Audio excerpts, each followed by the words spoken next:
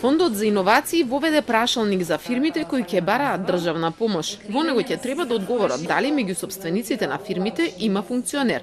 Таква изјава ќе треба да пополнат и 4 фирми кои аплицираа на првиот оглас, за кој е утврдено дека имаат газди функционери.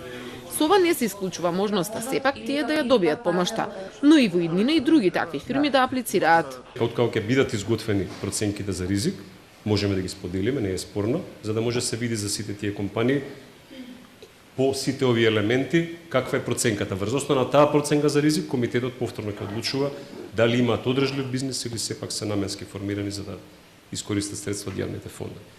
Во делот на охрабрување, односно обесхрабрување, значи кажав и ќе повторам, нашата цел е да овозможиме еднаков третман на сите компании.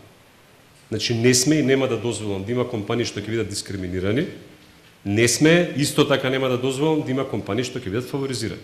Во земјава засега се уште не е достапен регистар на функционери кои имаат и приватен бизнис, во недостиг на контролни механизми за здруженијата за спречување корупција. Ова е добро алтернативно решение. Ова е еден редок случај на позитивна реакција од страна на државен орган или институција во однос на искажан став за потребата од подобрување на практиките. Обично се има дефанзивен став и одбранбен и не се подготвени институциите да разговараат за тоа дека можат работите да се подобрат. Инаку за скандалот се дозна преку медиумите откако објавија дека вице-премиерот Кочоан Ѓушев, но и пратеникот на СДСМ Харило Квенец имаат сопственички удел во фирми кои беа меѓу избраните за субвенционирање од Фондот за иновации на првиот оглас. По ова тие најавија дека ќе се повлечат.